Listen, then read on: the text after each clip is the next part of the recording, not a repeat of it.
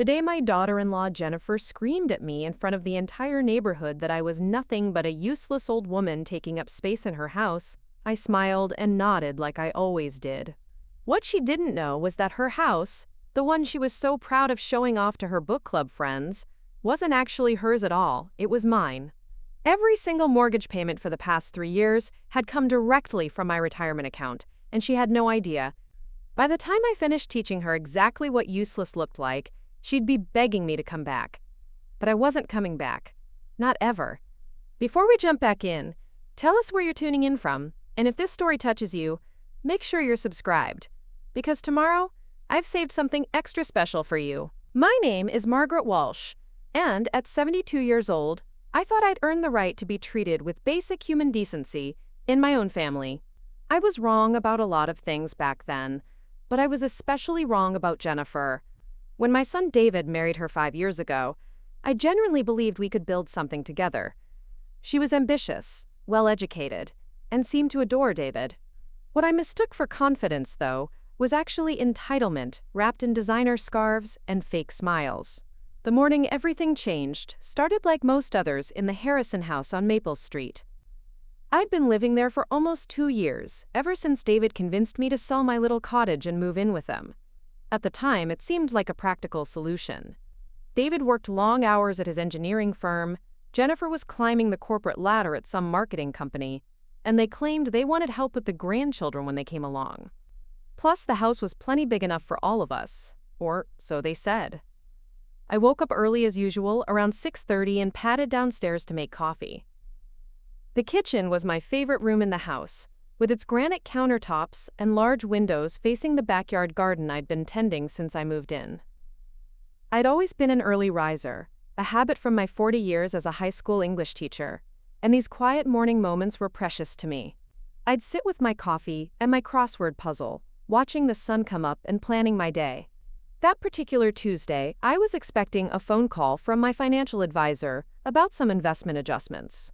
At my age, I tried to stay on top of my money matters, even though David kept insisting I didn't need to worry about such things anymore. He meant well, but I'd been managing my own finances since his father died 15 years ago, and I wasn't about to stop now. Jennifer came downstairs around 7:30, already dressed in her usual power suit, clicking across the hardwood floors in heels that cost more than most people's grocery budget. She barely glanced at me as she grabbed her travel mug and started making her protein smoothie.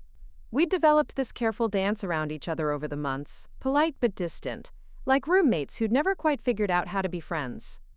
"Morning, Jennifer," I said, looking up from my puzzle. "Sleep well?" She made a non-committal sound and continued blending her smoothie.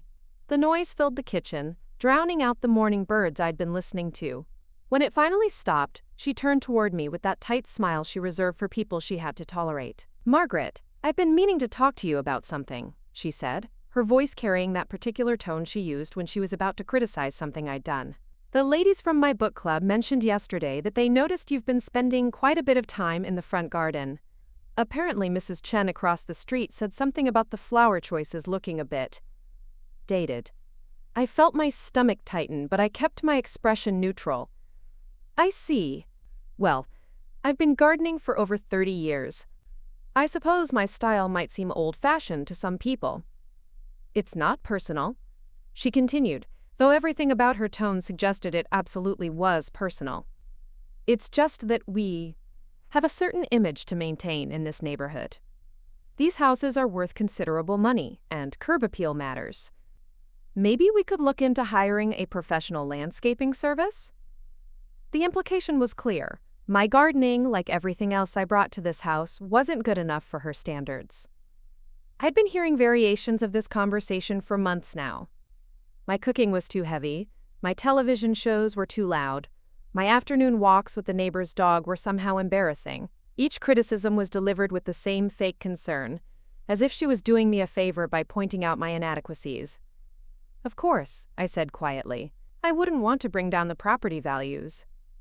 She smiled then, a real smile, the kind she gave when she felt she'd won something. "I knew you'd understand.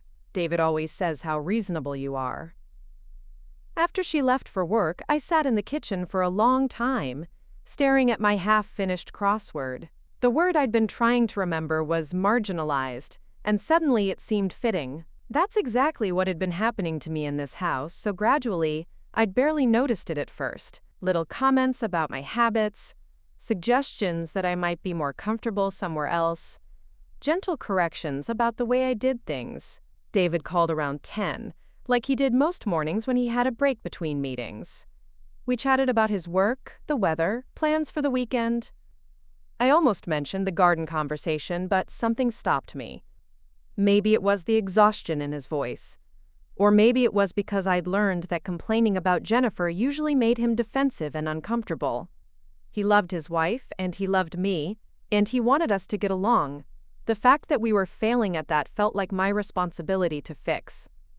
"Mom, I hope you know how much it means to me that you're there," he said before hanging up. "Jennifer mentioned the other day how nice it is to have family close by." I wondered what version of Jennifer he was talking to, because it certainly wasn't the one who spent most of her time making it clear that my presence was barely tolerable. But I told him I was happy to be there, because that's what mothers do. We protect our children from uncomfortable truths, even when those truths are slowly eating away at our own sense of worth. The afternoon brought Mrs. Chen from across the street, who'd apparently been the source of the garden complaint. She knocked on the front door with a basket of tomatoes from her own garden, looking embarrassed. "Margaret, I hope you don't mind me stopping by," she said, shifting the basket nervously between her hands. "I wanted to apologize for something. Yesterday, when I was talking to that woman Jennifer, she asked me what I thought about your flowers.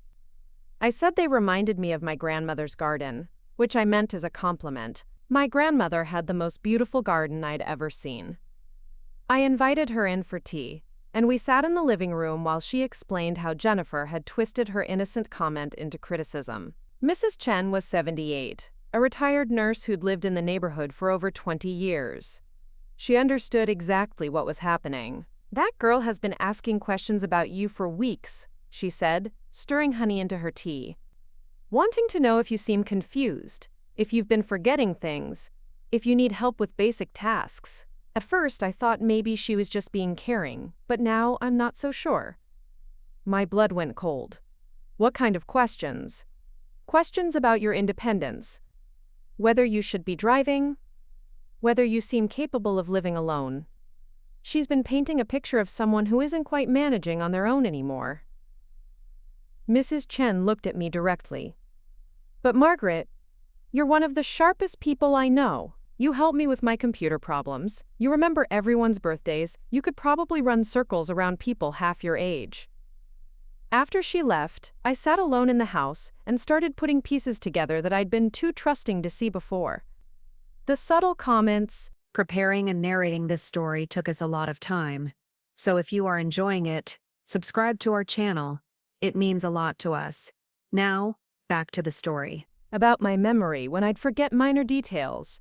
The suggestions that I might want to let David handle my banking because it was getting so complicated these days. The way Jennifer would finish my sentences or speak for me when we were out in public, as if I wasn't capable of expressing myself.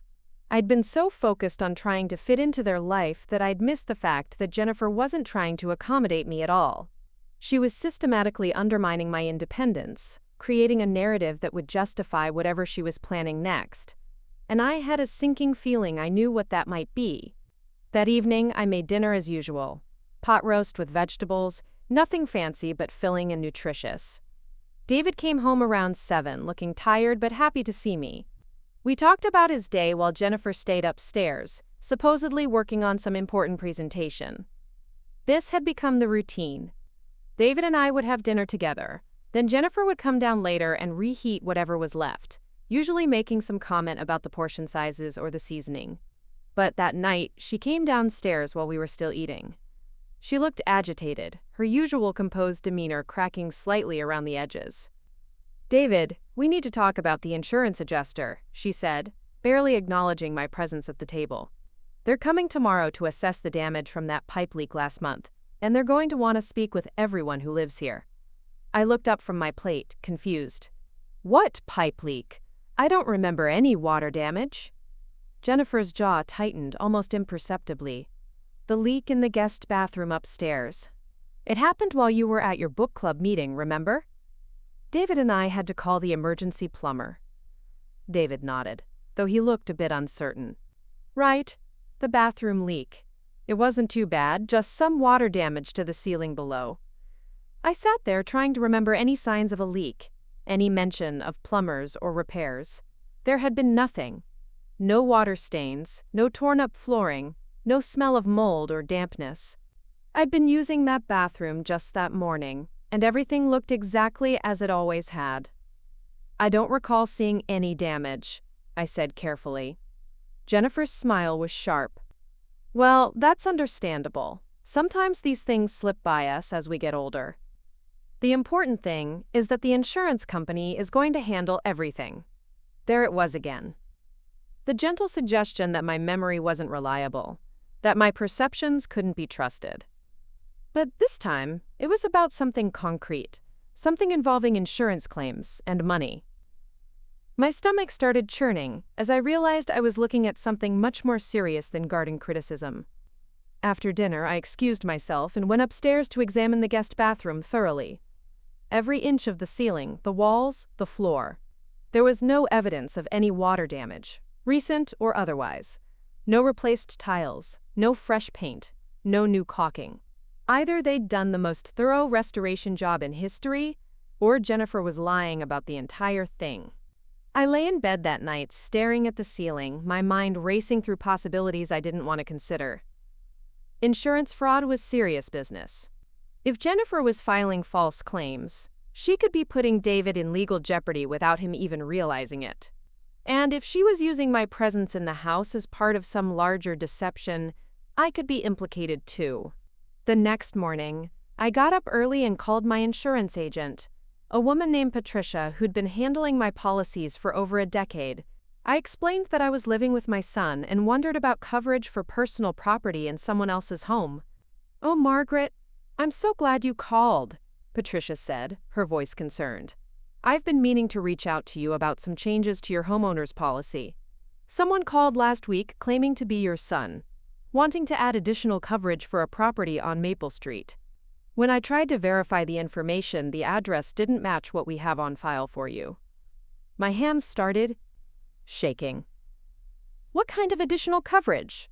"High-value personal property coverage, and some unusual riders for antique furniture and artwork. The caller seemed to think you'd moved in with family and brought quite a few valuable items with you. When I couldn't verify the details, I flagged the account for review." I thanked Patricia and hung up, my heart pounding. Someone had been trying to manipulate my insurance coverage, probably setting up the groundwork for future claims about my supposedly valuable belongings being damaged or stolen. The fake pipe leak suddenly made perfect sense. It was a trial run.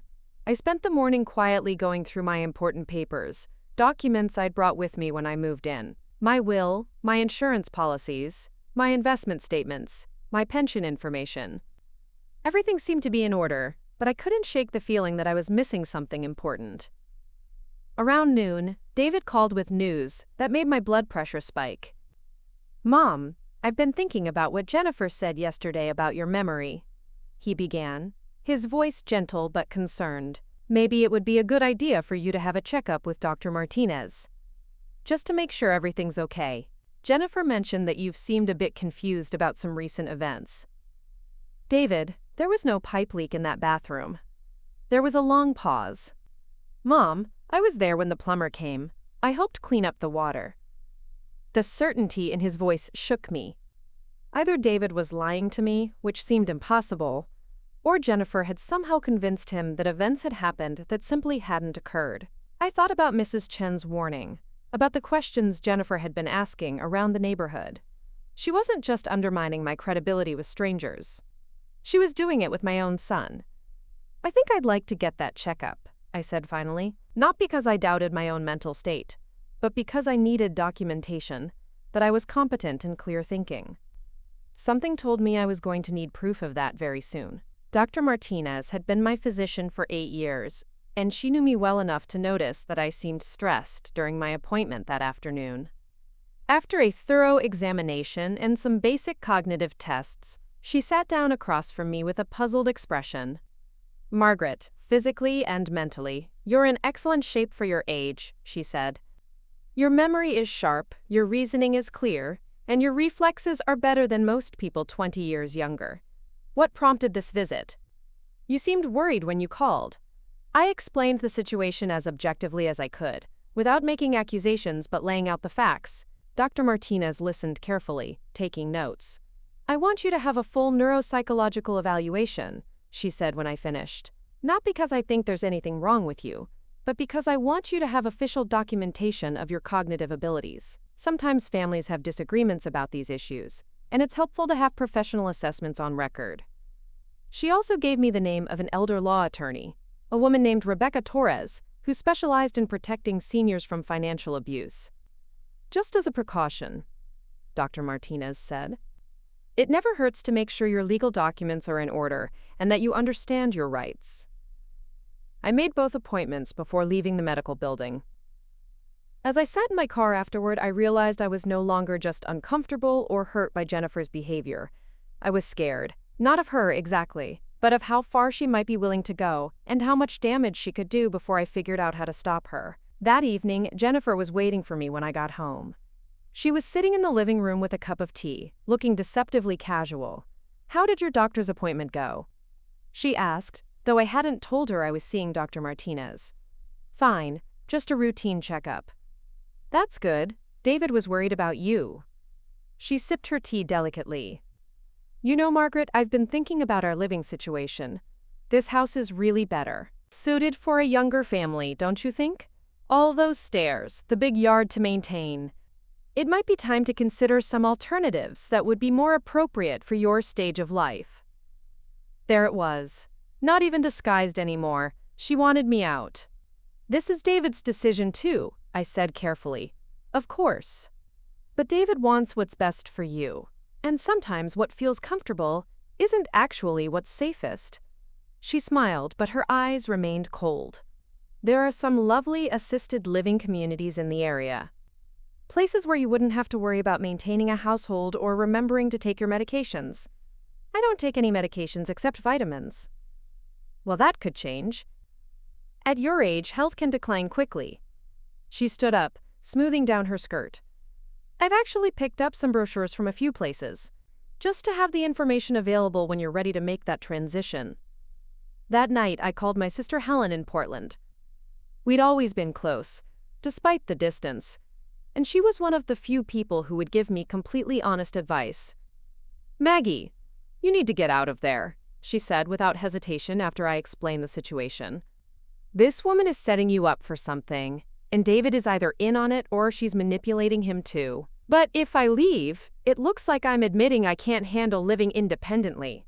And if you stay, she's going to manufacture some crisis that forces you out anyway, probably in a way that makes you look incompetent or dangerous. Helen's voice was firm. Come stay with me for a while. Give yourself time to figure out what she's really up to and how to protect yourself. I knew Helen was right, but the thought of running away felt like giving up. I'd raised David to be honest and fair, and I still believed that somewhere underneath Jennifer's influence, he would do the right thing if he knew the truth. I just had to find a way to show him what was really happening without sounding like a paranoid old woman complaining about her daughter-in-law. The next few days passed in tense normalcy. Jennifer was polite but distant. David was busy with a big project at work, and I tried to act as if everything was fine while quietly preparing for whatever was coming next. I organized my important papers, made copies of everything, and opened a safety deposit box at a bank across town where I stored the originals. I also started documenting everything.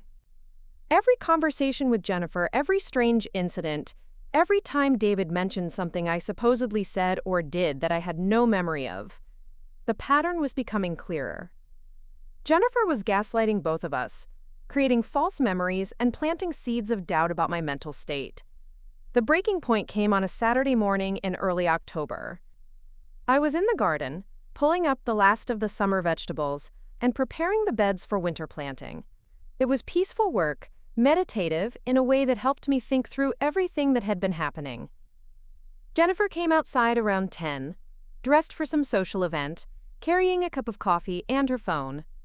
She stood watching me work for a few minutes, then started taking pictures. "What are you doing?" I asked, looking up from the tomato plants I was cutting back. "Just documenting the garden work, for insurance purposes." She snapped a few more photos. In case there are any issues later about property maintenance or modifications. That's when I realized she was building a case. Every photo, every documented conversation, every witness she'd cultivated in the neighborhood was part of a larger plan to paint me as incompetent, unreliable, and potentially destructive to their property. "Jennifer, what exactly are you trying to accomplish here?" She lowered her phone and looked at me directly for the first time in weeks. "I'm trying to protect my family, Margaret. David works incredibly hard to maintain this lifestyle, and I won't let anyone jeopardize that. I'm not jeopardizing anything. I pay my own expenses. I help with household tasks. I don't interfere in your marriage." "You don't pay anything," she said, her voice rising slightly. "You live here rent-free, you eat our food, you use our utilities. You're a financial burden that David is too polite to acknowledge." The accusation hit me like a physical blow, partly because it was so far from the truth that I couldn't believe she actually thought it, and partly because I realized David might believe it too. "Jennifer, I think there's been a misunderstanding about my financial contributions to this household." She laughed, a sound with no warmth in it. "Margaret, you're on a fixed income. A teacher's pension barely covers basic expenses for one person, let alone contributing to a household like this." That's when I understood. Jennifer had no idea about my actual financial situation. She'd made assumptions based on stereotypes about retired teachers and elderly widows, and she'd never bothered to learn the truth. David had never told her, and I'd never felt the need to discuss my private finances with her. What Jennifer didn't know was that my late husband had been far more successful than she realized. He'd started an engineering consulting firm that had grown significantly before his death, and he'd invested wisely in both real estate and the stock market. My teacher's pension was comfortable, but it was only a small part of my overall income. The settlement from his business sale, the rental properties I still owned, and my investment portfolio had left me significantly wealthier than most people suspected. More importantly, what Jennifer definitely didn't know was that I'd been paying David and her mortgage for the past 3 years.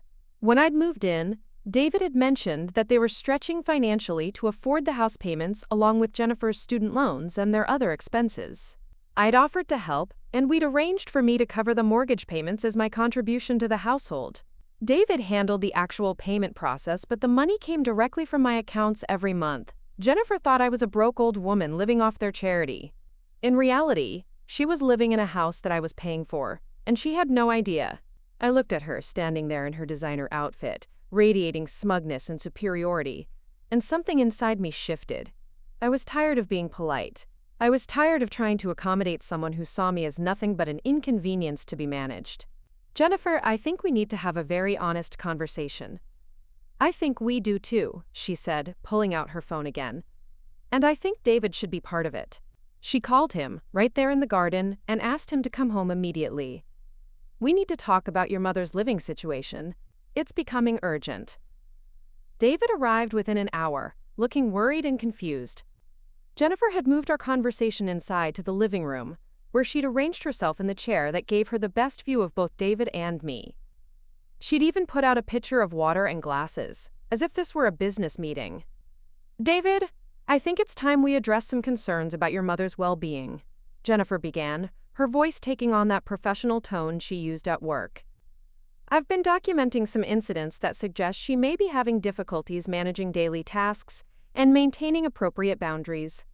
She pulled out a folder, apparently pre-prepared, and started reading from a list. Instances where I'd supposedly forgotten conversations, times when I'd seemed confused about household arrangements, examples of what she called inappropriate behavior, like talking to neighbors about private family matters. David listened with growing concern, occasionally glancing at me with an expression that made my heart sink. He was believing her. Every word. "Mom, is this true?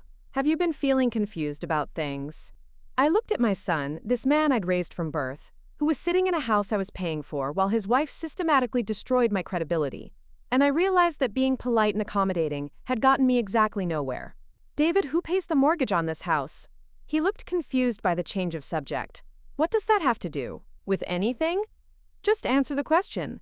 Who makes the monthly mortgage payment? I do, of course. Jennifer and I are responsible for all the household expenses.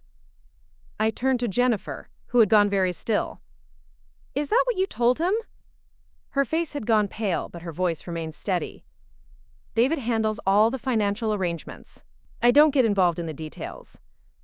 That's interesting, because I have 3 years of bank statements showing monthly transfers from my account to David's account, specifically to cover your mortgage payment. I looked back at David. Son, where do you think that extra money in your account comes from every month? David's expression shifted from confusion to something approaching panic. I thought that was from your contribution to household expenses. Like groceries and utilities. $1,500 a month for groceries and utilities? I kept my voice calm, but I could feel my anger building. David, your mortgage payment is $1,463 a month. I've been paying it for 3 years. Jennifer stood up abruptly. That's impossible. You don't have that kind of money. Don't I? I pulled out my phone and opened my banking app. Would you like to see my account balances, Jennifer? Or maybe we could call my financial advisor and discuss my investment portfolio? The room went silent. David was staring at me as if I'd suddenly sprouted wings, and Jennifer looked like she'd been slapped. Mom, why didn't you tell me? David's voice was barely above a whisper. I did tell you. 3 years ago, when you mentioned you were having trouble making ends meet. I offered to help with the mortgage, and you accepted. We set up the automatic transfer, and you've been making the payments from your account using my money ever since. Jennifer's face had gone from pale to flushed. This is ridiculous. Even if that's true, it doesn't change the fact that Margaret is showing signs of cognitive decline. Financial arrangements don't address the safety concerns. What safety concerns? I asked. The pipe leak that never happened? The medical emergencies you've been hinting at to the neighbors? The forgetfulness that exists only in your documentation? David looked between us, clearly lost. What pipe leak? What are you talking about? Ask your wife about the insurance claim she tried to file for water damage in the guest bathroom. Or about the phone calls she's been making to my insurance company trying to add coverage for valuable items I supposedly brought into this house. Jennifer's mask finally slipped completely. You have no right to spy on me or investigate my conversations. I have every right to protect myself when someone is committing fraud in my name. Fraud? David stood up, his voice sharp. What's going on here? Somebody needs to explain what's happening. I looked at my son, and for the first time in months, I felt like I was talking to the man I'd raised instead of someone Jennifer had molded to serve her purposes. David, your wife has been systematically undermining my credibility with you, with the neighbors, and with anyone else who would listen. She's been creating false documentation of cognitive problems, filing fraudulent insurance claims, and trying to manipulate my own insurance policies. She's been building a case to have me declared incompetent so that she can force me out of this house and possibly gain access to my financial assets. That's absurd, Jennifer said, but her voice lacked its usual confidence. Is it? Then explain the call to my insurance company about adding coverage for antique furniture and artwork I don't own. Explain the questions you've been asking Mrs. Chen about my memory and competence. Explain the medical appointment you suggested I needed based on cognitive problems that don't exist. David sat down heavily, his head in his hands. This is crazy. This whole situation is insane. Yes, it is, I agreed, and I'm tired of it. Jennifer moved toward David, her voice taking on a pleading tone. David, don't let her manipulate you. This is exactly what I've been trying to protect you from. She's becoming paranoid and accusatory. This is classic behavior for someone with developing dementia. That's when I lost it. Completely and utterly lost the composure I'd been maintaining for months. Dementia? I stood up, my voice rising to a level one hadn't used since my teaching days when I needed to control a classroom full of teenagers. Jennifer, I have a master's degree in English literature, a reading comprehension level that exceeds most college graduates, and a memory sharp enough to recite the exact dates and amounts of every mortgage payment I've made on your behalf for the past 3 years. I can tell you the balance of my checking account down to the penny, the names of all my investment advisors, and the complete medical history I gave to Dr. Martinez when she evaluated my cognitive function last week and found it to be excellent. Jennifer's mouth fell open. You had a cognitive evaluation? I did, and I also consulted with an elder law attorney about protecting myself from financial abuse and fraud. Apparently, what you've been doing has a name. It's called financial exploitation of a vulnerable adult, and it's a felony in this state. David looked up at me with an expression I'd never seen before, not the loving but slightly patronizing look he'd been giving me lately, but genuine surprise and something that might have been respect. Mom, I had no idea you were. I never thought. You never thought I was capable of handling my own affairs?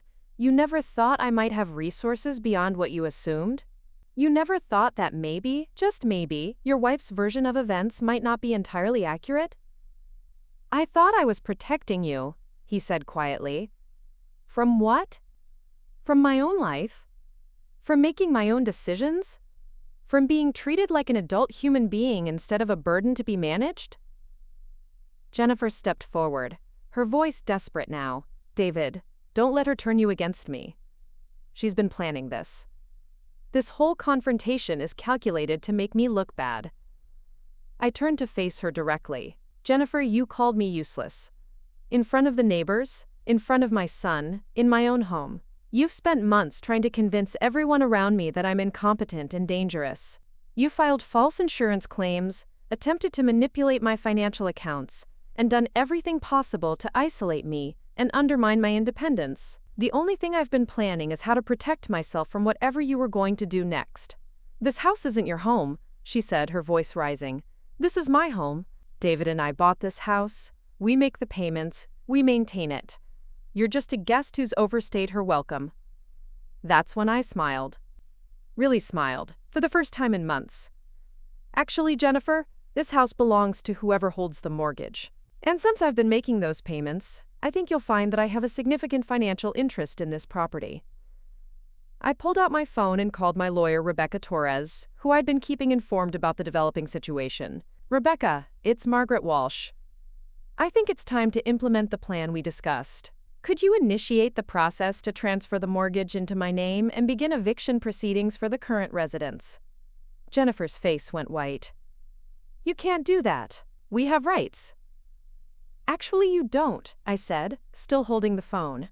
David and I never had a formal rental agreement, and you've never contributed a penny to the mortgage payments. Legally, you've been living rent-free in a house that I've been financing. That makes you a guest, not a tenant, and guests can be asked to leave. David stood up, his face flushed with anger, but I wasn't sure if it was directed at me or Jennifer. Mom, this is our home, our life. You can't just destroy it because you're angry. I'm not destroying anything, David. I'm protecting myself from someone who has been systematically trying to destroy me. I looked at Jennifer, who was staring at me as if I'd grown horns. You want to know what useless looks like? Useless is losing the house you thought belonged to you because you never bothered to find out who was actually paying for it. Useless is having all your careful plans to control and manipulate an incompetent old woman fall apart because you underestimated that woman's intelligence and resources. Jennifer's composure finally shattered completely. This is insane. You're a vindictive, bitter old woman who can't stand the fact that your son has a life that doesn't revolve around you. Maybe, I said calmly, but I'm a vindictive, bitter old woman who owns your mortgage. And as of tomorrow morning, you'll have 30 days to find somewhere else to live. The silence that followed was absolute. David was staring at me as if he'd never seen me before, and Jennifer looked like she was about to either faint or attack me physically. Finally, David found his voice. Mom, please. Don't do this. We can work something out. We can talk about this like adults. We are talking about it like adults, David. I'm an adult who has been paying your bills while being treated like an incompetent child. I'm an adult who has been systematically undermined and disrespected in what I now realize has been my own home all along. And I'm an adult who has finally decided that I deserve better than this. I gathered up my purse and headed toward the door. I'll be staying at your Aunt Helen's in Portland while the legal paperwork is processed. Rebecca Torres will handle all the details. When you're ready to have an honest conversation about what's been happening here, you know how to reach me. Where are you going? David called after me. I'm going to live my life, David. Something I should have been doing all along instead of trying so hard to fit into yours. As I walked out the front door, I could hear Jennifer screaming behind me, her voice high and desperate. You can't do this. This is our house. We have rights. We have a life here. I paused on the front porch and turned back toward the house I had been paying for, while being treated like a charity case. The house where I'd been made to feel small and worthless and burdensome. The house that was about to become a very expensive lesson for someone who had seriously underestimated the woman she thought she could manipulate and control. Actually, Jennifer, I called back through the open door, you had a life here. Past tense. And now you'll get to find out exactly what useless feels like when you're scrambling to find a new place to live with no savings, because you spent all your money on designer clothes, instead of building equity in a home you never actually owned. I got in my car and drove away, leaving behind 3 years of mortgage payments, a son who might never forgive me, and a daughter-in-law who had just learned the hardest lesson of her life. But for the first time in months, as I drove toward the interstate with Portland as my destination, I felt like myself again. Not Margaret the burden, not Margaret the useless old woman taking up space, but Margaret Walsh, retired English teacher, financially independent widow, and someone who had finally remembered that respect isn't something you beg for. It's something you demand. And sometimes, if people won't give it to you willingly, you have to take back everything you've given them and show them exactly what they've lost. The mortgage payment was just the beginning. The drive to Portland took 6 hours, and I spent every mile of it replaying the confrontation in my head. By the time I crossed the Columbia River, I'd moved beyond anger into something that felt more like clarity. For the first time in years, I had a plan that was entirely my own, and no one was going to talk me out of it or make me feel guilty for protecting myself. Helen lived in a charming craftsman house in the Hawthorne district, surrounded by food trucks and bookstores, and the kind of eclectic neighborhood energy that made me remember why I'd always loved cities. She was waiting on the front porch when I pulled up, looking exactly like she had at 75. Silver hair and a neat bob, practical clothes that somehow still looked elegant, and an expression that said she was ready for whatever storm I'd brought with me. "Well?" she said, helping me carry my hastily packed suit bags to the guest room. "You look like someone who just burned down a bridge. More like someone who just discovered she owned the bridge in the first place." Helen made tea while I settled into her sunny kitchen and explained everything that had happened. She listened without interrupting, occasionally raising an eyebrow or making small sounds of disapproval, but mostly just letting me talk through the whole mess. "So let me understand this," she said when I finished. "You've been paying their mortgage for 3 years while Jennifer treated you like an incompetent charity case, and neither of them bothered to connect those dots? David knew I was contributing financially. He just never explained to Jennifer how much, and she never asked. She made assumptions based on what she thought a retired teacher's pension would cover. And now you're taking the house back. I'm taking control of my own property, yes. They can stay if they want to start paying market rate rent, or they can leave and find somewhere they can actually afford without my help." Helen poured more tea and studied my face. "You realize David is going to be furious with you for months, possibly years." The weight of that hit me harder than I expected. "I know. But Helen, I can't keep sacrificing my dignity and self-respect to protect his feelings. I raised him to be fair and honest, and somewhere along the way, he lost sight of those values. Maybe this will remind him. Or maybe it will convince him that Jennifer was right about you being vindictive and unreasonable." I stared into my teacup, watching the steam rise. Then I guess I'll find out what kind of man I actually raised. That first week in Portland felt like detox from a drug I hadn't realized I was addicted to. The drug of trying to please people who were never going to be pleased, of making myself smaller so that others could feel bigger, of apologizing for taking up space in my own life. Helen's house was peaceful in a way I'd forgotten homes could be. No one criticized my morning routine or questioned my television choices, or made subtle comments about my appearance or habits. Rebecca Torres called twice to update me on the legal proceedings. The mortgage transfer was moving through the system efficiently, and she had served David and Jennifer with formal notice that their living situation was changing. They had 30 days to either enter into a formal rental agreement at fair market value or vacate the property. "How are they responding?" I asked during the second call. "David has called my office 6 times asking to speak with you directly. Jennifer retained her own attorney, but there's not much he can do. The financial records are clear, and you have every right to control property you've been financing." "And David? How is he handling this?" Rebecca's voice became more careful. "He seems genuinely shocked by the financial revelations. I think he's starting to understand how much his wife kept him in the dark about your actual situation." That evening, Helen and I were making dinner when my phone rang. David's name appeared on the screen, and my stomach clenched. I'd been expecting this call but dreading it at the same time. "Hi, David." "Mom." His voice sounded exhausted. "We need to talk. I'm listening." "Not over the phone. I want to drive up to Portland. Can I see you this weekend?"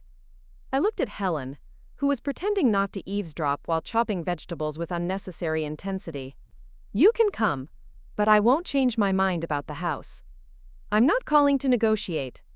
I'm calling because I owe you an apology, and I need to understand how things got so messed up." That surprised me. I'd been prepared for anger, accusations, attempts to guilt me into backing down. I hadn't expected accountability. "Okay. Helen won't mind if you stay here overnight." "Thank you. I'll drive up Saturday morning." After I hung up, Helen looked at me with raised eyebrows. "That didn't sound like the conversation you were expecting." "No, it didn't." I felt a small flutter of hope, quickly followed by the familiar fear of being disappointed again. Maybe he's starting to see through Jennifer's version of events. Or maybe Jennifer sent him to try a different approach. Don't let your guard down, Maggie. You've worked too hard to get to this point. Saturday morning arrived gray and drizzly, typical October weather in the Pacific Northwest. I made a big breakfast, partly because I was nervous and needed something to do with my hands, and partly because David had always loved my weekend breakfasts when he was growing up. It felt like a small peace offering, or maybe a test to see if he was really ready to have an honest conversation. He arrived around 10, looking like he'd aged 5 years in the week since I'd left. His usually neat hair was disheveled, his clothes looked like he'd slept in them, and his eyes had the hollow look of someone who hadn't been sleeping well. Helen greeted him politely but without warmth, then tactfully disappeared into her studio, leaving us alone in the kitchen. David sat at the table where I'd laid out breakfast, but he just stared at the food without eating. "Mom, I need you to know that I had no idea what Jennifer was doing." I poured coffee for both of us and sat across from him. "What exactly do you think she was doing?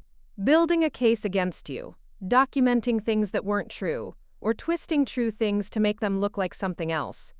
He ran his hands through his hair.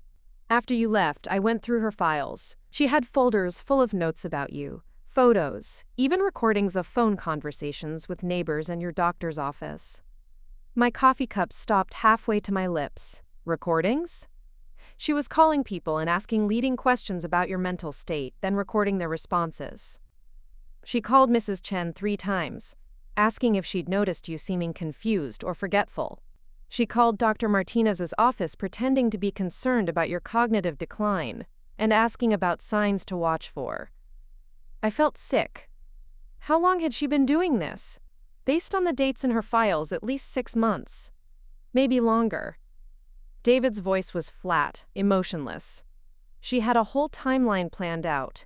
First, establish concerns about your mental competence. Then document incidents that would support a case for guardianship. Finally, petition the court to have you declared incapacitated so she could control your finances. "And you never suspected anything?" I thought she was being caring. "Attentive to your needs." He looked up at me with genuine anguish in his eyes. "Mom, she told me you were showing signs of early dementia. She said you were hiding it because you were embarrassed, but that she could see the symptoms getting worse. She convinced me that being concerned about you was the loving thing to do. I set down my coffee cup carefully, trying to process the full scope of what Jennifer had been planning. David, she was trying to have me declared incompetent so she could steal my money. I know that now, but at the time it seemed like she was just trying to protect you. And me. She said that if something happened to you, if you had an accident or made a serious mistake because of cognitive decline, we could be held liable. So you went along with it. I went along with having you evaluated, yes. I thought it was responsible. His voice broke slightly. I never imagined she was manipulating the situation to create false evidence. I studied his face, trying to determine how much of this was genuine remorse and how much was a calculated attempt to get me to soften my position. But David had never been a good liar, and the pain in his expression seemed real. What changed your mind? After you left, I started asking questions. Real questions, not just accepting Jennifer's explanations. He pulled out his phone and showed me a document. I found this in her email. It's a draft petition for emergency guardianship, dated 3 weeks ago. She was planning to file it this month. I read through the petition, feeling colder with each paragraph. It painted a picture of a woman who was a danger to herself and others, financially, irresponsible, and suffering from severe cognitive impairment that made her unable to manage her own affairs. The woman described in that document bore no resemblance to who I actually was. But it was detailed enough and official-sounding enough that a judge who didn't know me might have believed it. She was going to have you committed, Mom. Not to some nice assisted living facility, but to a locked memory care unit where you would have had no control over your own life. The magnitude of what Jennifer had been planning hit me like a physical blow. She hadn't just wanted me out of the house. She'd wanted me erased, locked away somewhere I couldn't interfere with her plans or expose what she was doing. David, do you understand what would have happened if she'd succeeded? She would have had control over all your assets, your house, your investments, your pension. Everything. He looked down at his hands. I confronted her about it Thursday night. Asked her to explain the guardianship petition and all the documentation she'd been collecting. What did she say? She said I was being naive, that you were sicker than I realized, and that someone had to make the hard decisions to protect you from yourself. She said that once the guardianship was in place, she could make sure you got proper care while preserving your assets for the family. For the family, meaning for her. That's what I finally understood, yes. David's voice was barely above a whisper. Mom, I'm so sorry. I let her convince me that love looked like taking away your autonomy. I should have trusted you to know your own mind. I reached across the table and touched his hand. David, Jennifer is very smart and very manipulative. She convinced you that she was acting in my best interests and yours. That's what people like her do. But I should have seen through it. You're my mother. I've known you my entire life. How could I believe that you were suddenly incompetent when you've always been one of the sharpest people I know? Because she was systematic about it. She created a narrative and then found ways to support that narrative. And she used your love for me against both of us. David was quiet for a long time, staring at his untouched breakfast. Finally, he looked up at me with an expression I remembered from when he was a child and had done something he knew was wrong. What happens now? That depends on several things. Are you planning to stay married to Jennifer? I don't know. I can't imagine how I could trust her after this. But we've been together for 5 years, and up until now, I thought we had a good marriage. David, this level of deception and manipulation doesn't develop overnight. If she was capable of planning something this elaborate against me, what else has she been lying to you about? He winced.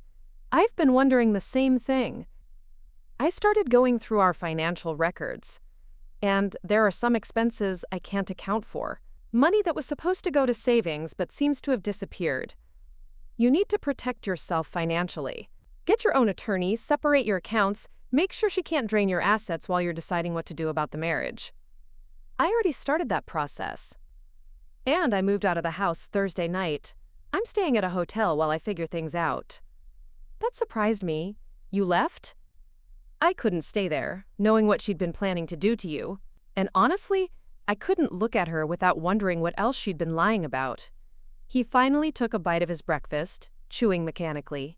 She keeps calling, saying I'm overreacting, that everything she did was out of love and concern. Do you believe that? Number? I think she saw you as an obstacle to something she wanted, and she decided to remove that obstacle by having you declared incompetent and locked away. His voice hardened. That's not love, Mom. That's sociopathic. I felt a surge of relief so intense it almost made me dizzy. My son was finally seeing the truth, but underneath the relief was a deep sadness for what this revelation was costing him.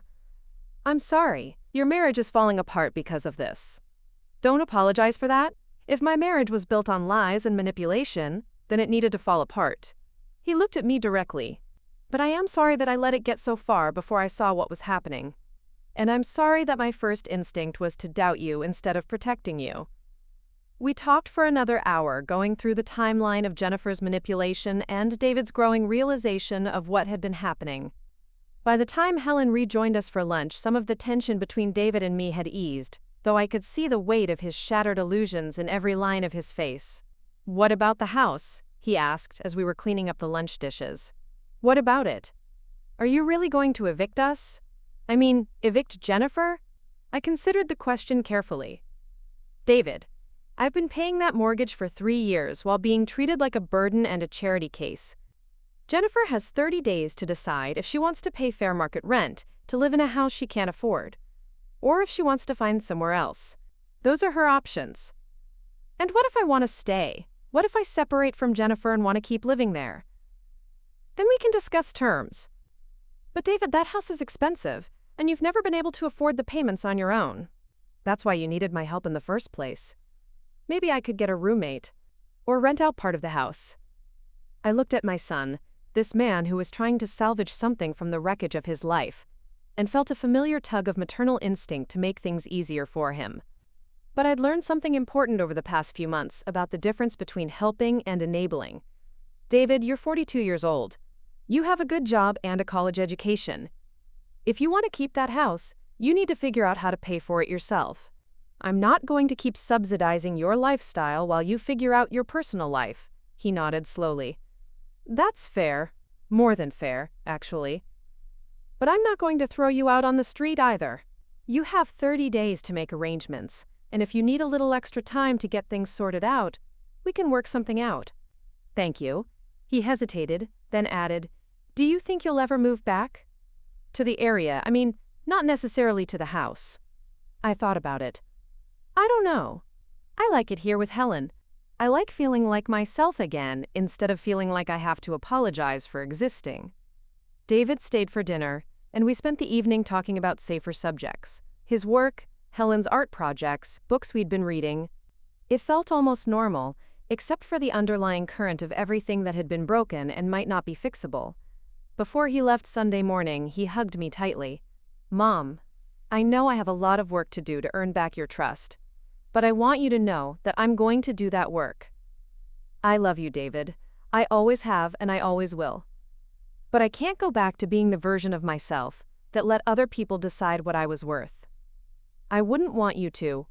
The woman who stood up to Jennifer and took control of her own life is pretty impressive. After he left, Helen and I sat on the front porch with our coffee, watching the neighborhood wake up to a sunny Sunday morning. So Helen said, Do you think he's really learned his lesson? I think he's learned that Jennifer isn't who he thought she was. Whether he's learned to trust his own judgment and stop looking for someone else to manage his life remains to be seen. And what about you? Do you think you've learned your lesson? I considered the question seriously. I've learned that being accommodating and self-sacrificing doesn't make people respect you more. It just teaches them that you don't respect yourself enough to demand better treatment. That's a hard lesson for our generation. We were raised to think that being a good woman meant putting everyone else's needs ahead of our own. Well, I'm done being a good woman by those standards. From now on, I'm going to be a woman who knows her own worth and isn't afraid to insist that other people acknowledge it too. Helen smiled. I like this version of you, Maggie. She's someone I'd want to be friends with even if we weren't related. That week, I started making plans for my new life. Not plans that revolved around making other people comfortable or fitting into someone else's vision of what I should be, but plans based on what I actually wanted to do with the years I had left. I called Dr. Martinez and arranged to have my medical records transferred to a physician in Portland. I researched volunteer opportunities with literacy programs and elder advocacy groups. I even looked into part-time teaching positions at community colleges, not because I needed the money but because I missed the classroom and the energy of working with students who wanted to learn. Rebecca Torres called Wednesday with an update on the house situation. Jennifer had hired an attorney and was fighting the eviction, claiming that she had implied tenancy rights and couldn't be forced to leave without a formal eviction process. Can she do that? I asked. She can try, but it's unlikely to succeed. She never paid rent, never signed a lease, and never contributed to the mortgage payments. She's been living there as a guest, and guests don't have tenancy rights. Rebecca's voice was confident. Her attorney is probably just buying time, hoping you'll get tired of the legal process and offer some kind of settlement. I'm not offering any settlements. She wanted me out of that house, and now she's finding out what that actually costs. Good. Don't let her turn this into a negotiation. You hold all the cards here. Friday evening, I was reading on Helen's front porch when a car I didn't recognize pulled up to the curb. My stomach tightened when I saw Jennifer get out, dressed in her usual professional armor but looking less polished than usual. Her hair was pulled back in a messy ponytail, and her makeup couldn't quite hide the dark circles under her eyes. Helen appeared beside me on the porch, alerted by some sixth sense that trouble had arrived. Should I call the police? Let's see what she wants first, but stay close. Jennifer walked up the front path with the determined stride of someone who'd rehearsed this confrontation multiple times. She stopped at the bottom of the porch steps and looked up at me with an expression that mixed desperation with calculation. Margaret, we need to talk. I don't think we have anything to discuss, Jennifer. Please, just 5 minutes. I drove all the way up here because this has gotten completely out of hand. I looked at Helen, who shrugged and settled into the chair next to mine. You have 5 minutes. Talk. Jennifer climbed the steps and perched on the porch railing, uninvited but apparently beyond caring about social niceties. This whole situation is ridiculous. We're family. We should be able to work this out without lawyers and legal threats. We were family when you were documenting my supposed cognitive decline and planning to have me declared incompetent. How did that work out? Her composure cracked slightly. I was trying to protect you. And David. If something had happened to you, if you'd had an accident or made a serious financial mistake, it would have affected all of us. What kind of accident did you think I was going to have, Jennifer? What kind of financial mistake? Elderly people make poor decisions all the time. They get confused, they trust the wrong people, they fall victim to scams. I was trying to prevent that. By creating false documentation and lying to my doctor's office, by being proactive instead of waiting for a crisis. Her voice took on the tone she probably used in business presentations, confident and reasonable. Margaret, you have significant assets. Someone needs to make sure those assets are protected and managed responsibly. Someone like you, someone who understands finance and legal matters, and has David's best interests at heart. I leaned forward in my chair. Jennifer, let me explain something to you about my assets.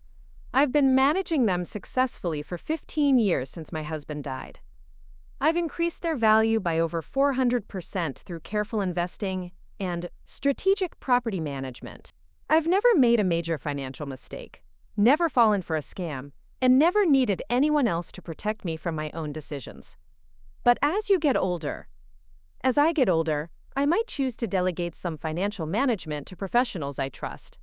But that choice will be mine to make, not yours to make for me.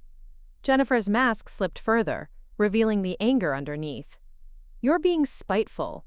You're destroying David's life because you can't accept that he's grown up and doesn't need you to take care of him anymore.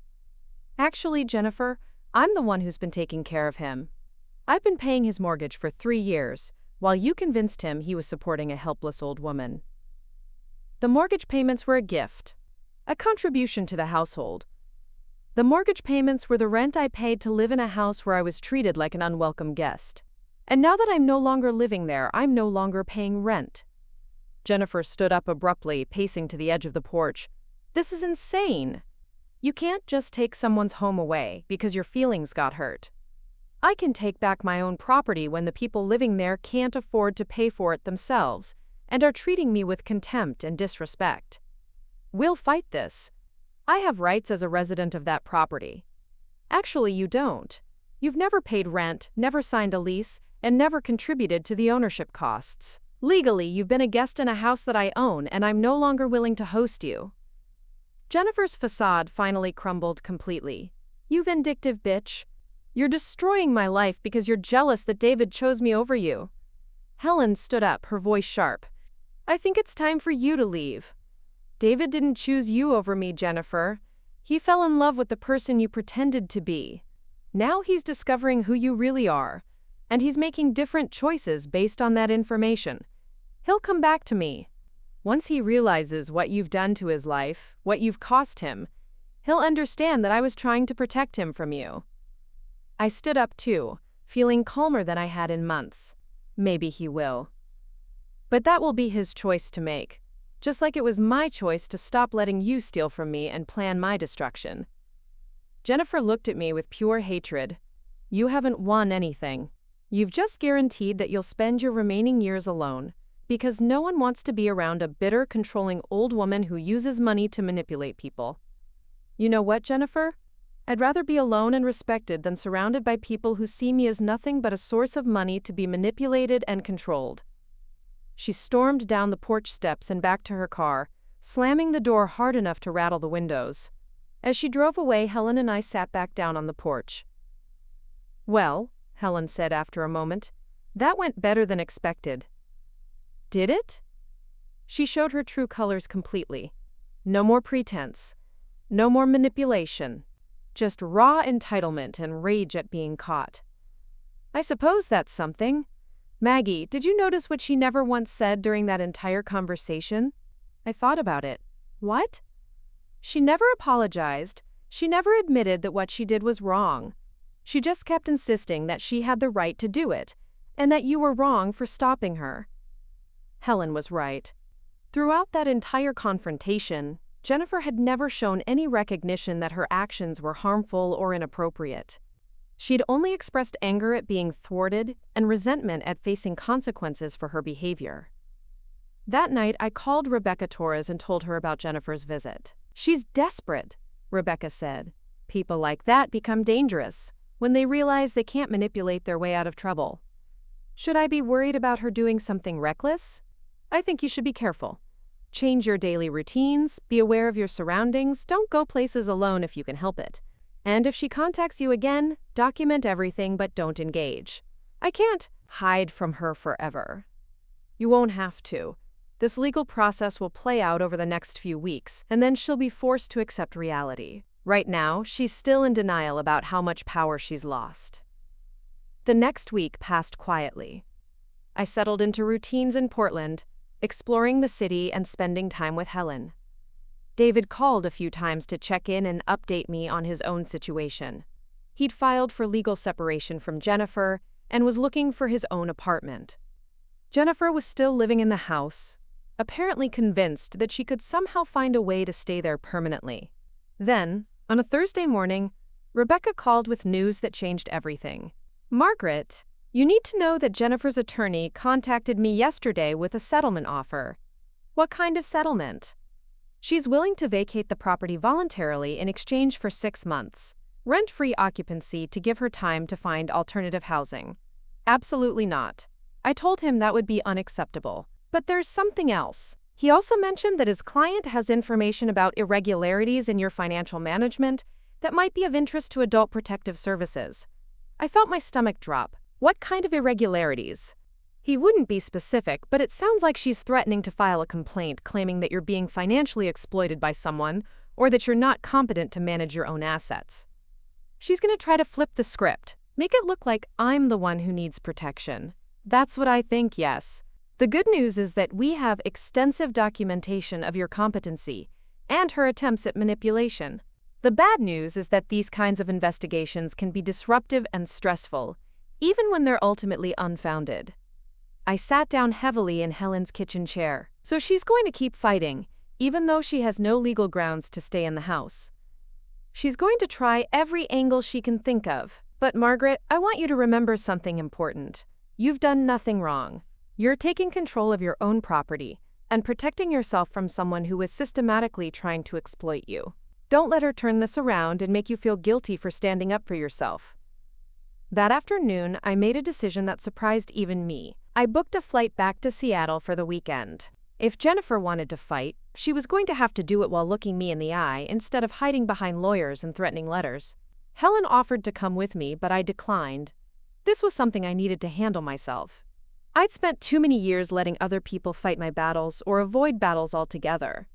It was time to face Jennifer directly and end this situation once and for all. The flight back felt like traveling into a storm I'd been watching build on the horizon. But for the first time in my life, I wasn't running from the storm or trying to find shelter from it. I was flying directly into the eye of it, and I was ready for whatever I found there. I landed at SeaTac Airport on a gray Friday afternoon that matched my mood perfectly. The rental car felt strange after weeks of not driving, and the familiar route to the house on Maple Street seemed both foreign and inevitable. I'd called ahead and arranged to stay at a hotel downtown, partly for convenience but mostly because I wanted neutral ground for whatever confrontations were coming. The house looked different as I drove past it slowly, though I couldn't immediately identify what had changed. The garden I'd tended so carefully was overgrown, with dead flowers still clinging to their stems and weeds sprouting through the mulch. The lawn needed mowing, and there were newspapers scattered on the front walkway. It looked like a house where people had stopped caring about appearances, which seemed appropriate given everything that had happened. I didn't stop or pull into the driveway. I wasn't ready for that confrontation yet. Instead, I drove through the neighborhood, noting which houses had new decorations or landscaping changes, feeling like an anthropologist, studying a culture I'd once been part of but could no longer understand. Mrs. Chen was working in her front garden when I circled back around. I pulled over and rolled down my window, and her face lit up with genuine pleasure when she recognized me. "Margaret, what a wonderful surprise. Are you visiting?" Something like that. "How have things been in the neighborhood?" Her expression grew more serious. Tense. "That woman across the street has been making quite a spectacle of herself. Police came by twice last week, though I'm not sure why." "Police?" She called them about prowlers, but no one else saw anything suspicious. Then she called them again about someone tampering with her mail. The officers looked tired of dealing with her. I thanked Mrs. Chen and drove to my hotel, mulling over this information. Jennifer was clearly escalating, creating drama and involving authorities in ways that suggested she was either genuinely paranoid or deliberately trying to build some kind of case about being harassed or threatened. After checking into my hotel room, I called Rebecca Torres to let her know I was in town. "Margaret, I'm not sure this is a good idea. Jennifer is clearly becoming more erratic, and direct confrontation might provoke her into doing something really destructive. Rebecca, I'm 72 years old. I've survived raising a teenager, losing a husband, and 40 years of teaching high school students. I think I can handle one manipulative woman who's running out of options. Just promise me you'll be careful and document everything. If she tries to contact you or shows up wherever you're staying, I want records of every interaction." That evening, I had dinner at a restaurant downtown and tried to organize my thoughts. Tomorrow, I plan to go to the house and have a final conversation with Jennifer. Not to negotiate or compromise, but to make it clear that her time was up and her tactics weren't working. I brought copies of all the legal documents, the financial records, and the evidence of her manipulation attempts. If she wanted to keep fighting, she'd have to do it while facing the full scope of what I knew about her plans. I slept surprisingly well for someone preparing for battle, and woke up Saturday morning feeling more determined than anxious. After breakfast, I drove back to Maple Street and parked in front of the house I'd been financing for 3 years. The closer I looked, the more obvious it became that the property was being neglected. The front steps had leaves piled against them, the mailbox was overflowing, and one of the shutters was hanging crooked. It looked like a house where people had given up on maintenance, which probably meant Jennifer was too focused on her legal maneuvering to care about basic upkeep. I walked up to the front door and rang the doorbell, then knocked when no one answered immediately. After several minutes, I heard footsteps, and the door opened to reveal Jennifer looking like she hadn't slept in days. Her hair was unwashed, she was wearing a wrinkled robe over pajamas, and her eyes had a wild, unfocused quality that set off alarm bells in my head. "What the hell are you doing here?" she said, her voice hoarse. "I came to see my house and talk to you about your plans for moving out. This isn't your house, this is my home, and you have no right to be here. Actually, I have every right. I hold the mortgage, I've been making the payments, and I own this property. You're the one who has no legal right to be here." She stepped back from the door but didn't invite me in. "I'm not letting you inside. You're trespassing." "Jennifer, I'm trying to handle this civilly. We can talk out here on the porch, or we can let the lawyers and the courts handle everything. But either way, you're going to be leaving this house." "I'm not going anywhere. I've lived here for 5 years. I've made this house a home. You can't just show up and destroy people's lives because you're having some kind of mental breakdown." I pulled out my phone and opened the recording app. "I'm recording this conversation for legal purposes. Jennifer, you have 10 days left in the 30-day notice period to vacate this property. What are your plans?" "My plans are to fight this illegal eviction with every resource I have. I've consulted with 3 attorneys, and they all agree that you're overstepping your legal authority." "Really?" "Because my attorney says you have no tenancy rights and no legal grounds to remain in a property you've never paid to occupy. I've contributed to this household in ways that go beyond money. I've maintained this property. I've improved its value. You've what? Let the garden die? Let the lawn go to weeds? Allowed newspapers to pile up on the front walk?" I gestured toward the obvious neglect around us. "If this is your idea of maintaining property value, I'd hate to see what abandonment looks like." Jennifer's face flushed red. "You have no idea what I've been dealing with. The stress of this situation, the harassment, the threats." "What threats? Who's been threatening you?" "Don't play innocent. I know you've been having people watch the house, follow me around town, make threatening phone calls." I stared at her, genuinely confused. "Jennifer, I've been in Portland for 2 weeks. I haven't had anyone watching you, or following you, or calling you." "Then explain the strange cars parked across the street at odd hours. Explain the hang-up calls in the middle of the night. Explain why my credit cards were mysteriously canceled last week." It was becoming clear that Jennifer was either having some kind of mental breakdown or was deliberately creating a narrative of persecution to support whatever legal strategy she was pursuing. Either way, she was beyond rational discussion. "Jennifer, I think you should talk to a professional about the stress you're experiencing.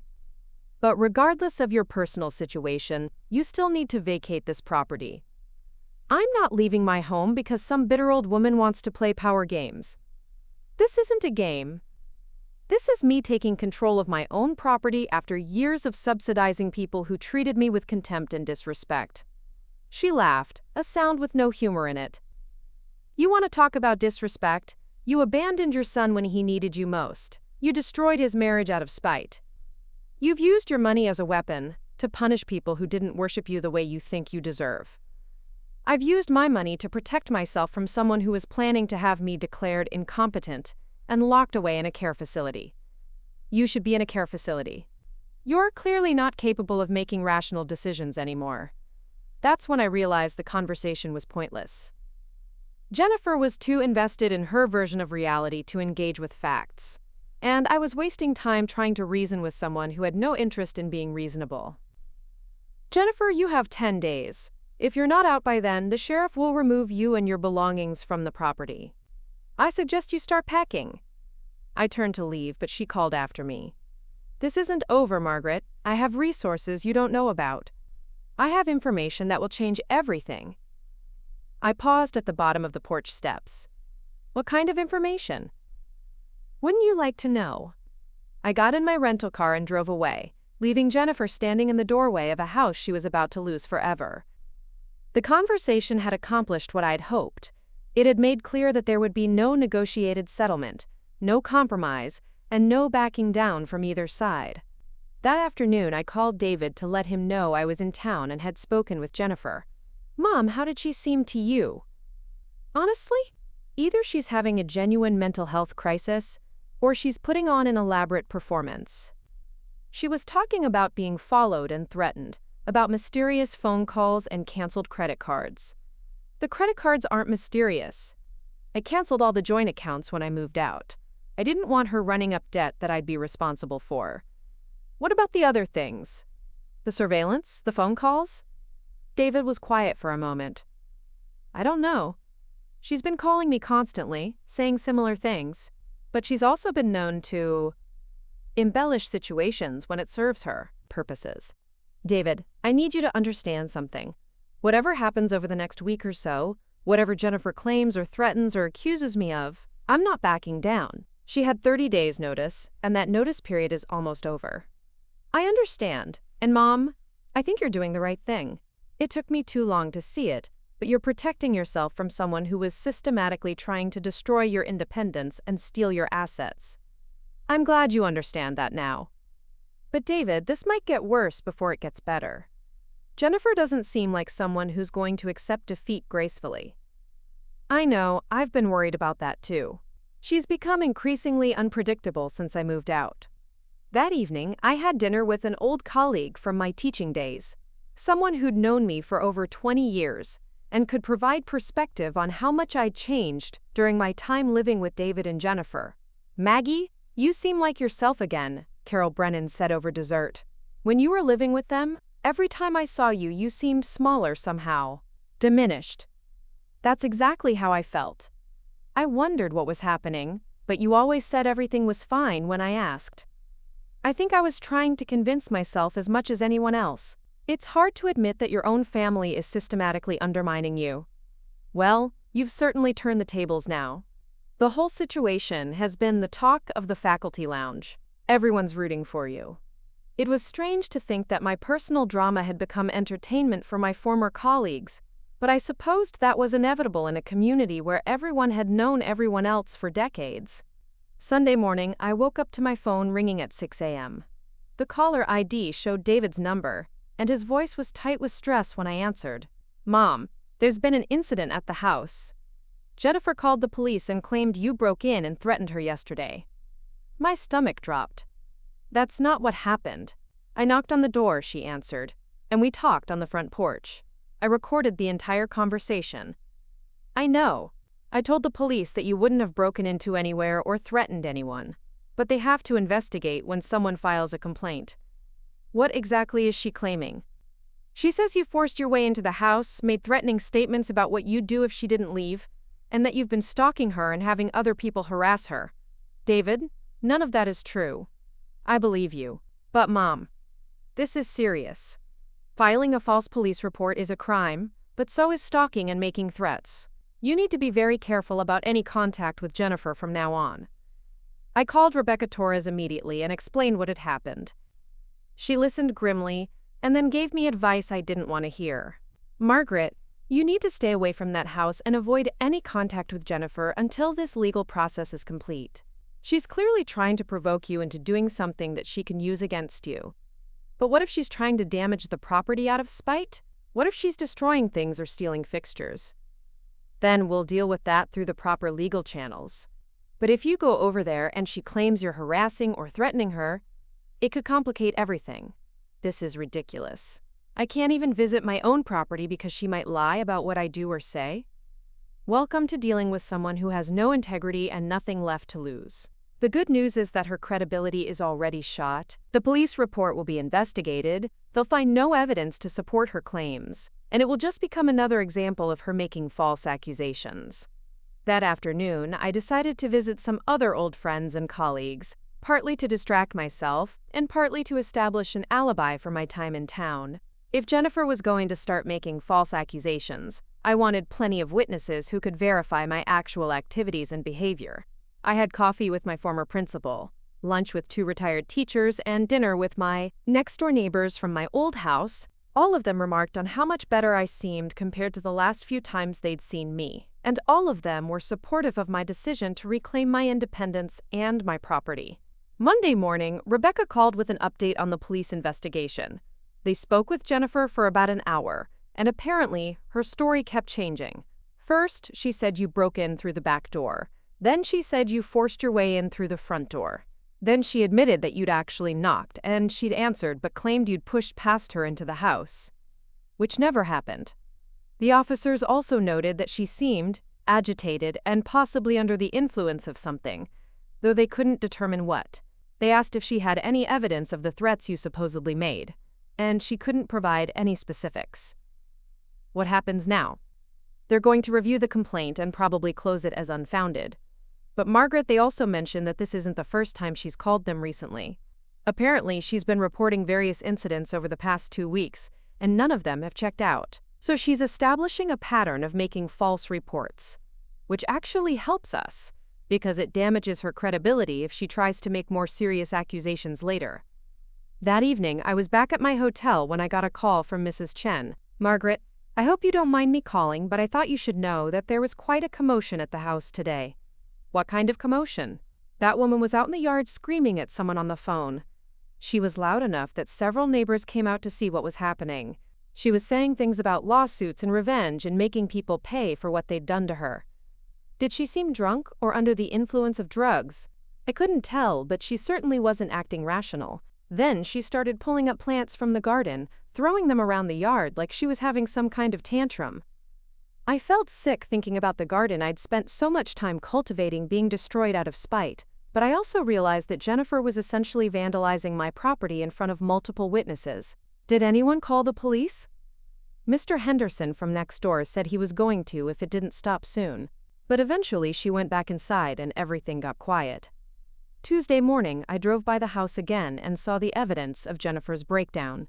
Plants were scattered across the front lawn, garden tools were left lying in the driveway, and there were gouges in the earth where she'd apparently tried to dig up some of the larger shrubs. I took photos of the damage from the street, then called Rebecca to report the vandalism. "She's spiraling," Rebecca said after I described what I'd seen. "People like Jennifer often become destructive when they realize they can't control the situation anymore." "Should I be worried about her doing more damage?" "Possibly. But every destructive thing she does just strengthens our case and weakens any sympathy a judge might have had for her situation." "What about her threat to file complaints with Adult Protective Services?" "We haven't heard anything from APS yet, which suggests that either she hasn't followed through or they've already determined that the complaint has no merit." Wednesday morning, I got a call from David that changed everything. "Mom, Jennifer's in the hospital. What happened?" "I'm not entirely sure. The police called me because I'm still listed as her emergency contact. Apparently, she was found unconscious in the house yesterday evening. The neighbors called 911 when they heard glass breaking and then everything went quiet." "Is she all right?" "She's stable, but the doctors think she may have had some kind of breakdown. They're doing psychiatric evaluation to determine if she needs to be placed on an involuntary hold." I felt a complex mix of emotions: concern for Jennifer as a human being, relief that she was getting professional help, and worry about what this meant for the legal proceedings. "David, what does this mean for the eviction timeline?" "I don't know. I suppose it depends on what the doctors determine and how long she's hospitalized. I'm not trying to be heartless, but I can't put my life on hold indefinitely because she's having a mental health crisis." "I understand. And honestly, Mom, I think this breakdown has been building for a while. The pressure of trying to maintain her lies and manipulations while facing the legal consequences finally got to be too much." That afternoon, Rebecca called with more information about Jennifer's hospitalization. She's on a 72-hour psychiatric hold, which means the doctors believe she may be a danger to herself or others. Apparently, she was found surrounded by broken glass and empty pill bottles, though they're not sure if it was a suicide attempt or just a reaction to stress and possibly alcohol or drug use. What happens to the eviction proceeding? It continues. Mental health crises don't void legal obligations, and Jennifer's hospitalization doesn't give her any additional rights to the property. But what if she's not competent to make decisions about where she's going to live? Then the court will appoint a guardian or advocate to represent her interests. But that guardian will still have to deal with the reality that she has no legal right to remain in a property she can't afford and has never paid to occupy. Thursday morning, I made a decision that felt both necessary and final. I drove to the house on Maple Street and used the key I'd never given up to enter the property for the first time in over 2 weeks. The inside of the house was worse than I'd expected. Dirty dishes were piled in the sink, trash was overflowing, and there were wine bottles and pill bottles scattered on various surfaces. The living room furniture was askew, and there were papers scattered everywhere, apparently from some kind of frantic search or organizing attempt. I walked through each room, documenting the condition with photos and notes. In what had been my bedroom, I found evidence that Jennifer had been going through my personal belongings, probably looking for something she could use against me. Drawers had been pulled open and not properly closed, and some of my old photo albums were scattered on the bed. But it was the kitchen that told the real story of Jennifer's final weeks in the house. The refrigerator was nearly empty except for condiments and expired food. The counters were covered with legal documents, printed articles about elder abuse and competency evaluations, and what looked like draft letters to various authorities. I found a notebook filled with Jennifer's handwriting, apparently her attempt to organize her thoughts and strategies. The entries started out coherent and calculating, but gradually became more disorganized and paranoid. The most recent entries were barely legible and full of accusations against me, David, the neighbors, and various professionals who had apparently refused to support her version of events. One entry, dated just 3 days earlier, was particularly disturbing. "They're all working together against me. Em has more power than I realized. She's turned everyone against me, even David. But I have information that will destroy her. I just have to figure out how to use it without destroying myself too." I photographed that page and several others, then continued documenting the condition of the house. The damage wasn't extensive, but it was clear that someone experiencing significant mental distress had been living there. This wasn't normal wear and tear. This was the aftermath of a psychological breakdown. By the time I finished going through the house, I felt emotionally exhausted. This had been my home for almost 2 years, and seeing it in such disarray was painful. But it also reinforced my certainty that leaving had been the right decision, and that Jennifer's mental state had been deteriorating long before I'd initiated the eviction process. Friday afternoon, I met with Rebecca Torres to review all the documentation I'd gathered and discuss next steps. The good news is that Jennifer's hospitalization and the condition of the house actually support our position, Rebecca said after reviewing my photos and notes. If she tries to claim that she's been a responsible occupant who deserves tenancy rights, we have plenty of evidence to the contrary. What about her psychiatric hold? Does that complicate things legally? It might delay things slightly, but it doesn't change the fundamental facts. She still has no legal right to occupy the property, and her mental health issues don't create any new rights. When will she be released from the hospital? That depends on her evaluation and whether she agrees to follow a treatment plan. But even if she's released, she'll still be facing the same legal deadline to vacate the property. And if she's not competent to make that decision, then a court-appointed advocate will make it for her, and any reasonable advocate will recognize that she can't afford to remain in a house she's never been able to pay for independently. That evening, I had dinner with David to discuss the situation and our relationship going forward. "Mom, I owe you an apology that's bigger than anything I've said so far." "David, you've already apologized. We don't need to keep rehashing." "Yes, we do. Because I realize now that my apologies have been focused on being fooled by Jennifer. But that's not the real problem. The real problem is that I was willing to doubt your competence and independence based on the word of someone I'd known for 5 years instead of trusting the judgment of the woman who raised me and who I'd known my entire life." I looked at my son, seeing the genuine remorse in his expression. "Go on." "I should have known that you wouldn't suddenly become incompetent or irresponsible after 70 years of being one of the most capable people I know. I should have questioned Jennifer's version of events instead of questioning your mental state. I should have trusted my own experience with you instead of letting her convince me that I couldn't trust my own perceptions." "David, Jennifer is very manipulative. She's skilled at making people doubt themselves and see things from her perspective. That's not an excuse. I'm a grown man with a college education and 42 years of knowing you. There's no excuse for letting her convince me that you were becoming incompetent when there was no evidence to support that conclusion. What matters now is that you see the truth and that we can rebuild our relationship based on honesty and mutual respect. I want that. But I also want you to know that I understand if you don't trust me the way you used to. I have to earn that back.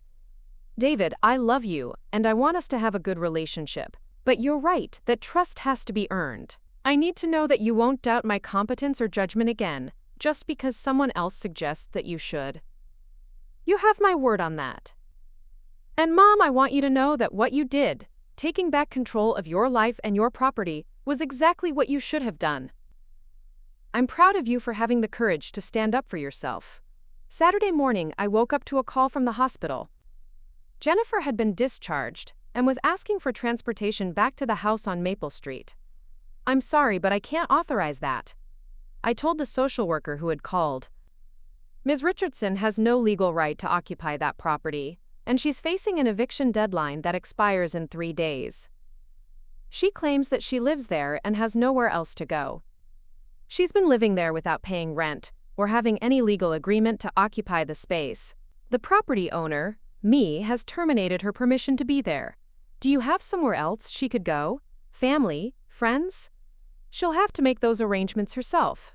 I'm not responsible for providing housing for someone who has been trying to steal my property and have me declared incompetent. The social worker seemed surprised by my response, probably expecting me to offer some kind of accommodation. But I had learned over the past few months that being compassionate didn't require me to enable someone who had been systematically trying to destroy my independence and steal my assets. Monday morning, the final deadline arrived. Jennifer had not contacted Rebecca's office to arrange for removal of her belongings, had not appeared at the house to pack her things, and had not made any arrangements for alternative housing. At 10 a.m., sheriff's deputies arrived at the house with a locksmith and began the formal eviction process. I was there to witness it, along with Rebecca and a representative from a moving company that would take Jennifer's belongings to storage. The house was empty. Apparently, at some point over the weekend, Jennifer had returned and removed her personal items, leaving behind only furniture and household goods that had come with the house. There was no note. No final confrontation, no dramatic scene. She was simply gone. I walked through the house that was finally, legally, completely mine again. The damage wasn't extensive, but it would need a thorough cleaning and some minor repairs. More importantly, it would need to be transformed from a place where I'd felt unwelcome and diminished into a space that reflected my own values and preferences. "What are your plans for the property?" Rebecca asked as we stood in the living room. "I'm not sure yet. I might sell it. Or I might rent it to people who will appreciate it and take care of it properly. But first, I'm going to take some time to decide what I want my life to look like going forward." "And Portland?" "Portland has been good to me. Helen and I have enjoyed living together, and I've started building a life there that feels authentic and fulfilling. I may stay, or I may split time between there and here. The important thing is that now I have choices, and no one can take those choices away from me." That afternoon, I drove to the cemetery where my husband was buried and sat by his gravestone for the first time in over a year. I told him about everything that had happened, about the fight I'd had to undertake to protect the independence and security he'd worked so hard to provide for me. "I think you'd be proud of how I handled it," I said to the granite marker that bore his name and dates. "I didn't let them make me smaller or convince me I was less capable than I actually am. I stood up for myself, even when it was hard and even when it cost me relationships I valued." The wind picked up, rustling the leaves on the oak tree that shaded his grave, and for a moment, I could almost hear his voice telling me that of course he was proud, and that he'd always known I was stronger than I gave myself credit for. Tuesday morning, I had breakfast with David before driving back to Portland. Our relationship was still fragile, still being rebuilt on a foundation of honesty that hadn't existed before, but it felt more real than it had in years. "Are you happy, Mom?" "I'm getting there. For the first time in a long time, I feel like I'm living my own life instead of trying to fit into someone else's version of who I should be. I'm sorry it took something this dramatic for me to see who you really are. David, we both learned things about ourselves through this process.